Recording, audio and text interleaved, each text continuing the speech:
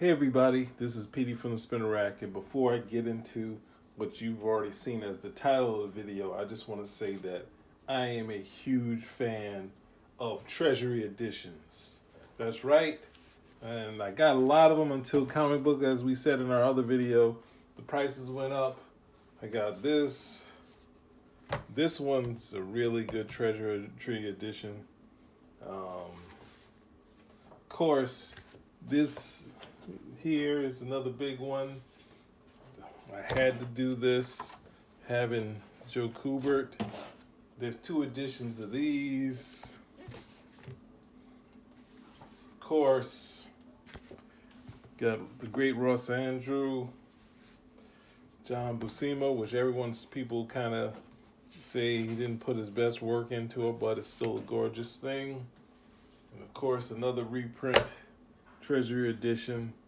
All must-haves. Now they cost tons of dollars, possibly except for the one I'm reviewing right now. But we're going to get into movie adaptations, right? So we have the famous one, which is Alien. We're not doing that today. We have the one that never had a U.S. edition. That's Steranko's Outland, right? Here's a brief thing to some artwork from that. That's in these magazines. You can tell how much of a fan I am. I just pulled all the Steranko inserts out because I had to quickly get to the real stuff here. You can see those online. It's a great volume. You also have Close Encounters. Is also done by Walter Simonson. And is this one done by him and Archie Goodwin too? Yep, Archie Goodwin. And they also added Klaus Janson in here. They worked together. Colored by Marie Severin. This is a gorgeous thing. They had no likenesses, but in newsprint, it's really a nice volume. That's not why we're here. We're here because someone asked me to do 2001: A Space Odyssey. The ultimate trip becomes the ultimated. The ultimate trip becomes the ultimate illustrated adventure. That's why I say ultimated. Illustrated adventure. Now, that's the key right here.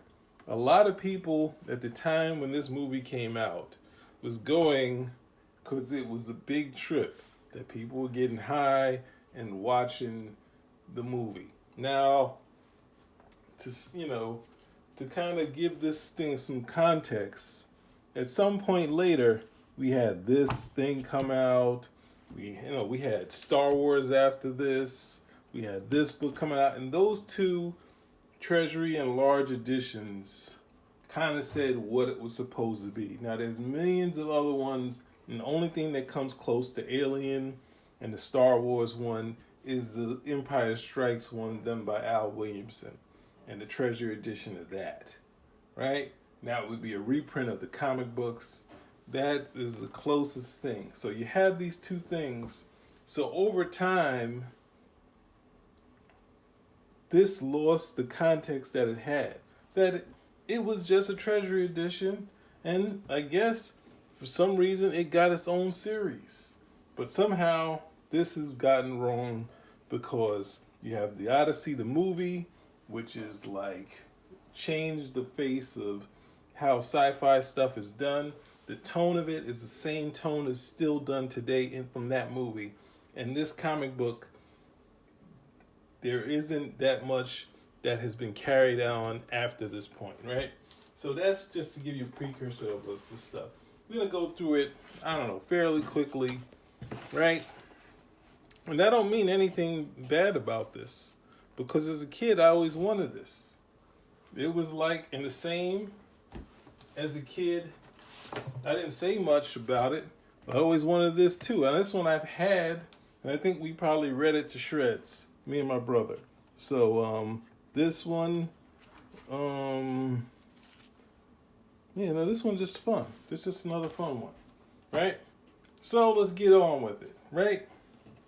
Now, ultimately, I don't have any extra information on it. We just have stuff that Mark Everett talks about, that it's a faithful adaptation, but at the same time, saying it was too much Kubrick, too much Kirby for it to mesh and this sort of thing. And let's cross all that out, right? Because ultimately, what we kind of needed for this, if we're gonna go that route, is kind of the the Sky Masters of the Space Force type of deal, with this sort of Kirby lighting, this really funky sort of old school 4-color lighting that people said was trash, right? We need to sell this to get that mood coloring into the books. I'm gonna try to find you a page that kind of give you, oh yeah, when it gets to the space stuff, if you look in this, like this sort of thing right here, and I think Kirby colored some of this stuff, getting into this sort of realm, if they kind of could have talked to, but comic books had kind of grown out of the mood coloring, but I think it would have kind of worked, right? It's like doing people's faces. You could see it in some of the shots in here, but I just want to give you an idea of what is sort of the precursor, because you can see some of that type of, like you look here, and you're looking at it this way. Let me turn it the other way. You can see the color guides. You can see that sort of thing. It possibly would have worked to really, and obviously you have Wally Wood here, and that sort of thing that could have helped this thing to be remembered as something really a classic. But that doesn't, we've gotten all that precursor stuff out. Let's get to this book, right? And before we get to this book, I said I lied again, right? This is what sold it. This collage here, taking Kirby's work and putting it all together, that looked really dynamic. I think one of the ads for it really kind of sold it. So as a kid, I always wanted this, right? So let's get to it. We got to that. It's Kirby, inked by, Frank Giacomo. We got Marie Severin, and we also have Jack Kirby doing colors, and John Costanza is not Kirby's usual letter. It would have been interesting to have Mike Royer ink and color this. It possibly would be the only thing I would ask, right? And or be done like this, right? Because there's something interesting right here, right? So let's go on. So this is tossing out how the movie starts, which is just dark noise in the dark, and start with the classic comic book start, with the poster and the splash page, giving you a hint of what's going to happen here. Now, a lot of things, it's interesting to see how Kirby kind of translated stuff, and it's possible that if you read in the back of this book, they have by David Anthony Kraft, the retrospective on it, talks about initially it was going to be similar to like a documentary where we'd have these scenes of, early man, and we would have sort of like, narration over it. So this, I'm not sure if Kirby was working off of that script, but it would have been, we have 2001 that doesn't have a lot of dialogue, doesn't have any narration, and we have the comic book caption, which is like the movie narration, right? So, but there's a lot of stuff that we don't necessarily get in the movie that we get and we understand here. Oh, it's in Africa. 4 million years ago, and there's a drought. We don't realize this is the whole, if you're smart, if you read the book possibly too, you get these bits, but it's interesting to be like almost a companion to the movie, whereas you're not getting, I don't know, I guess people would think of someone like maybe Neil Adams or something like that, but Neil Adams probably would be doing more like the Sky Masters of Space Force. He was a fan of that as a kid, right? So this is kind of faithful to what happens.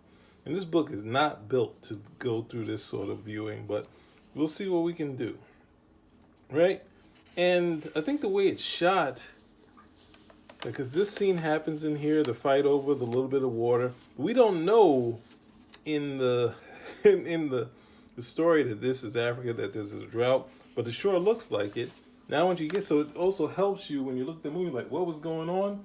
It's like, oh yeah, there was a drought, and this reason why they're fighting over water, right? And we got to see this. That happens, and we see this, but we, this is where Kirby added a little more to it, having some sort of effect, because it's like sound that happens. You don't have sound, so he kind of does use a lot of his Kirby effects. Now this, as the historians go, saying this is 2001, and Kirby's using the Kirby dots. And it's just like, hey, this is Kirby. This is what he's going to do, right? He's going to use everything in his wheelhouse. The people going to be like, well, I don't know. The thing is, you'd really have to sit down and say, do you want him to deconstruct it, which he possibly have done in the past. But, and some other bits that I don't think is in the thing. But one of the things that is notorious about adaptations is that they would get a script and they wouldn't know what the final piece was. So I'm not sure how much was actually in the script, and this idea of having all this description isn't Kirby just trying to show that he can write.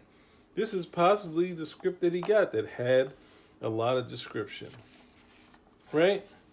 Now, one of the things that this book also suffers from is the collages aren't ready for the time, right? So this is why this book almost needs to be redone. I would almost take it from the pencils, redo these collages, and really try to bump up this thing to really get into like a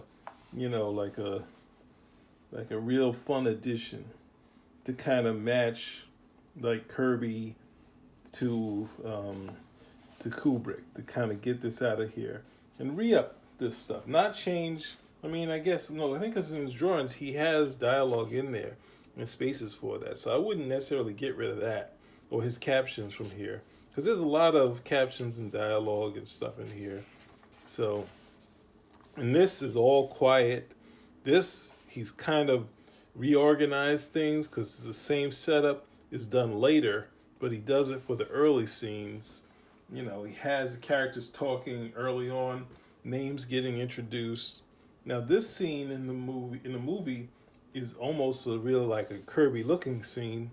But Kirby, this is some of these things. I think like this shot is in the movie, but doesn't have this. This is, Kirby using these screens as establishing for the pen floating and that sort of thing, which is a big dramatic thing in the story, the no gravity. And here they have a lot of dialogue and such stuff like that. So it's interesting to see how he, highlighting the scene where they're talking. But this open that's right here, a lot of stuff that's in the movie is done like an airplane, like getting on an airplane. And there's not enough time in the story to do that type of stuff, to try to showcase space travel, like going to the airport, right? But it's a way for Kubrick to let the audience understand this. For Kirby, he doesn't have the time to try to do that. So he kind of X'd all that stuff out, right? And this is just a good exercise in seeing how, like an artist would translate something like 2001, because it's a very quiet thing. And Kirby might have had the script, but he has to translate stuff that doesn't work for comic books, right? So here, see this one's, but even though that works. So see, this is one of the things I would almost, this is really cool, right? So I wish we could get that out of some of these other shots, but and this one's cool too, right?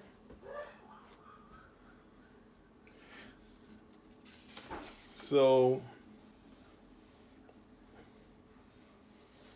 and then we start to uncover some of the story here, but they're not clear on what's going on. But all this scene here isn't, I think Kirby laid this one out a little. I think this was a little different. But yeah, let's keep going. So they figured out there's some object that's going on here, right? And this shot is similar, but not the angle. But this is cool, but it's nowhere, not really suggesting the motion because it's going very slow. Kirby has it going a little faster, right?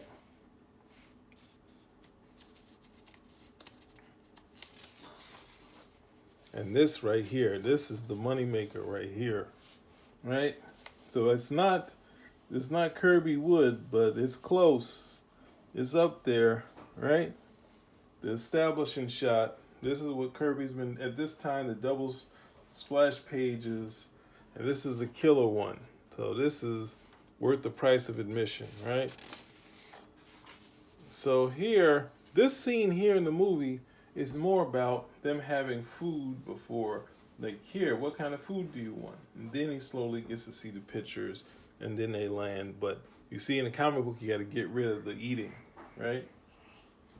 So they go down here, but all this stuff after this is all quiet. Nothing is said in here. And all this stuff is being, they'd had to, it'd be the thing is like this. There's been this thing against dialogue and captions.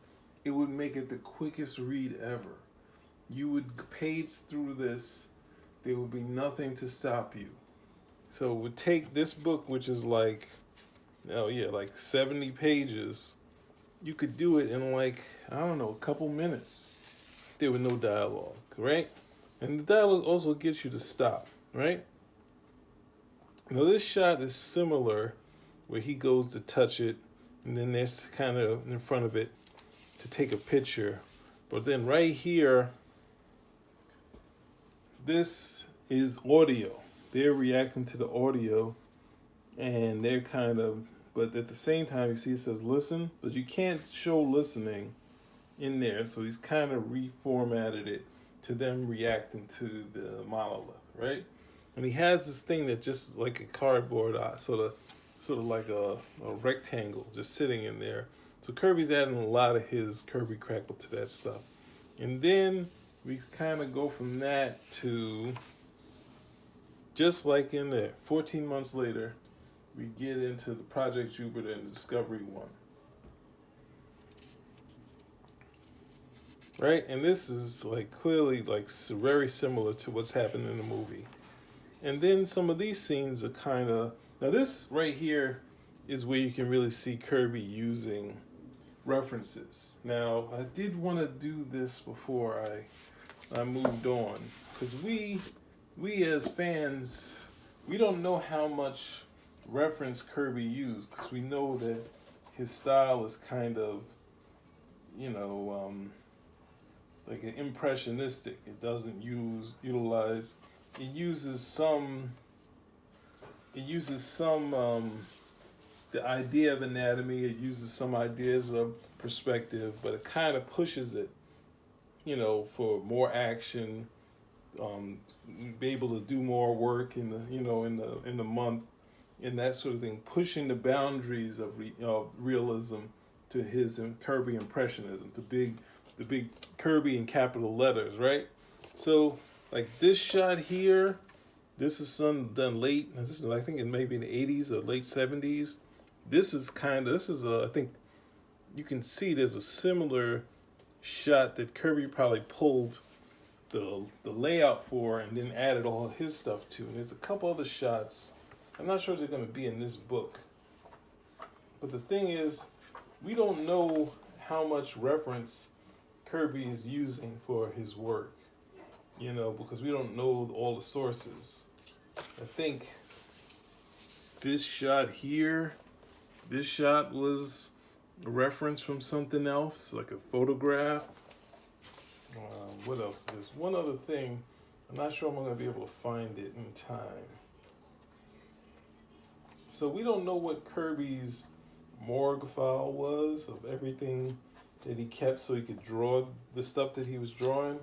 But the fact that he kind of was very faithful to this scene in the movie and some of the the Jupiter, the Discovery 1, So this is like a real rush to get to the Hal subplot. So there's a lot of stuff that doesn't happen. You see, I'm telling him to take off. I can't converse with a guy with a helmet on his face. I say, take off your helmet. So it's a little more Kirby in the reaction, but then they're still scientists. He tones it down, right? And they set up the people traveling and the freezing thing, like the sleep thing. But then we had introduced Hal. Now we know the story of Hal. You know what's going to happen here, right?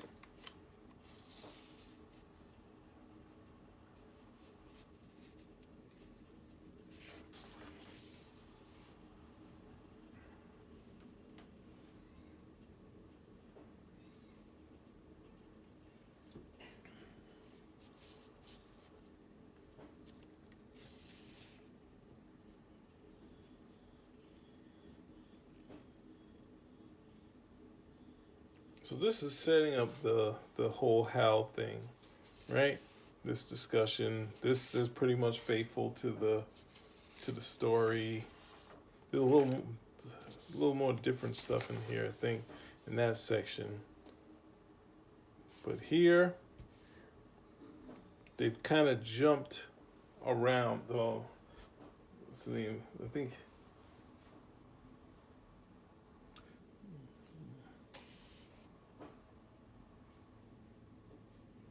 But they find out something is defective.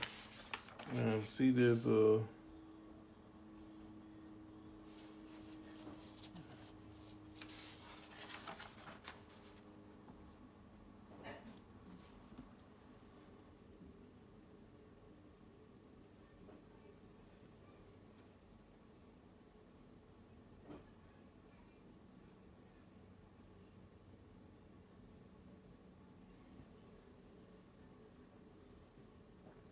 So here, this kind of skipped around past the thing being defective. I think that happens afterwards, right?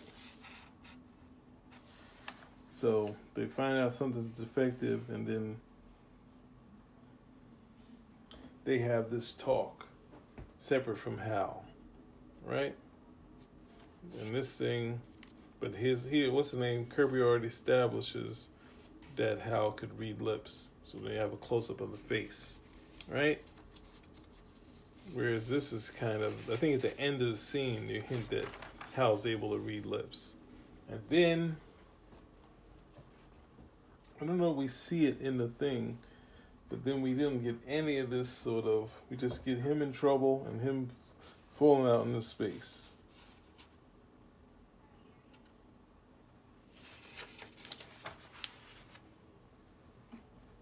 And then he goes after his friend.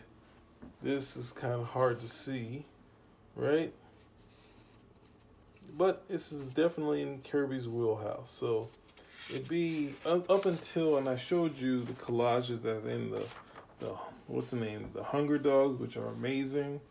It'd be great if they could kind of get that in. This is another used from a reference. I think they have this shot in here later. Right, like right here, and that's pretty much almost exact. And I think if we go back to the food scene, this thing is very close. Kirby's kind of spaced it out a little differently. And then here, Kirby has fixed this scene with the airlock, right? We get into our money shot here, so this one's going a little bit longer. They went into all that precursor stuff. Sorry, guys. But here, he has the helmet. In the movie, he doesn't. So we don't know if at one point he had it or not, or Kirby fixed it. But he has a helmet, and Hal talks to him. He says, you can't get back in there because you don't have a helmet. This is why this whole elaborate scene of blasting him into the airlock worked. But then we get this cool shot here. So one of the hard things in here is that I think a lot of times we kind of wanted this Kirby action in this sort of story. but at the same time, it didn't lend itself to that. So Kirby is doing his kind of sciences, and he's kind of doing the mood color, but they're not going crazy. And I kind of think they kind of could have gone crazy and maybe kind of get Kirby's sort of color out of this thing. But, otherwise, and then they set up, oh no, this is a little more dramatic here, instead of us knowing that they're dead. And then we have the cool scene, some things that we didn't see, him get knocked over. This is very quiet in the movie, and Kirby made it very action-packed, right? I'm not sure if in the script that it had him dropping all this stuff, but he doesn't drop and show that this stuff is floating around in the air. But it's this, I think, come on, this is a really fun sort of project for Kirby to do. And the problem is, when you see something as quiet as 2001, they kind of wanted photorealism, but at the same time, people going in there and getting, they were going for the big trip. And I think, who was it? Arthur Clarke said, if you got anything out of it, you missed the point. So anyway,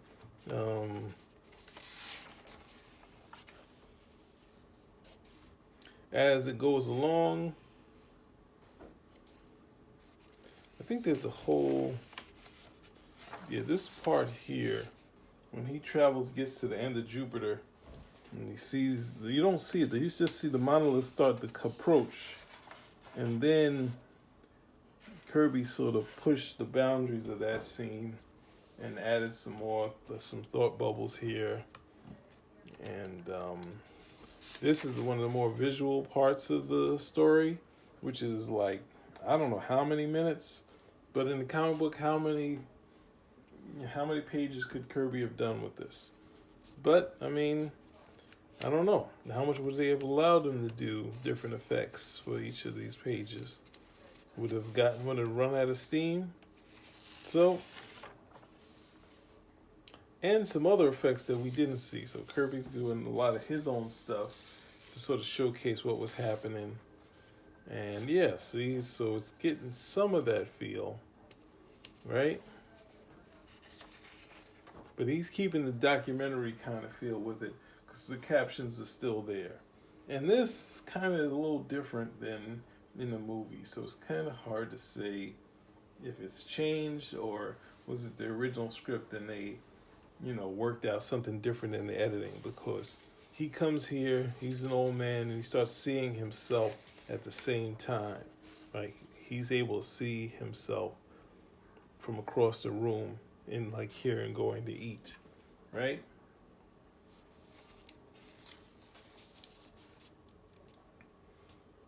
And the monolith is, of course, what shows up in the bedroom. And we get to see the rebirth. And this scene, I think right here, is in the movie right here. And it goes into the series, which I think historians have kind of said, hey, it wasn't Marvel Comics, but it was good sci-fi stuff. So I thought I had more of them, but it looks like I only have one issue of that. Not sure what happened. Might have been in a flood. But David Anthony Croft gives you a history, talks about the history of First Contact being in the pulps. So this is kind of drawing from the actual pulps before the actual science fiction novels. The idea that it was once a documentary type thing, and then they changed it where Kubrick got rid of all of the dialogue, and that's, had it more of a quiet thing in here, more of playing on the visuals and not kind of telling what the story is, where critics initially had big issue with that, but over time it started becoming a classic and that sort of thing, right? So it doesn't give you too much on the people who worked on this, but more about the movie. But there you go. We did it, and we get this incredible end piece here. So I did it. It's under 30 minutes. This one took a little while because I had to look at the movie again to sort of get an idea and to see how Kirby kind of condensed a lot of stuff that was in this story. And you know, it's the same. Well, it's not the same because you know you have Walter Simonson doing some scenes from here, but you know, it's how the artist kind of takes the movie and kind of bends it into the comic book format.